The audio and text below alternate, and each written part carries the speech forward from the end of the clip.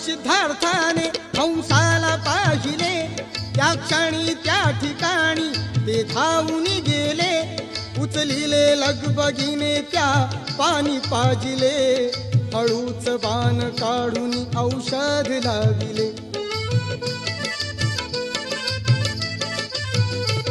इतक्यात देवदत्त चुलत भाऊ तो आला, सिद्धार्थाकडे पाहून त्या राजहंसाला.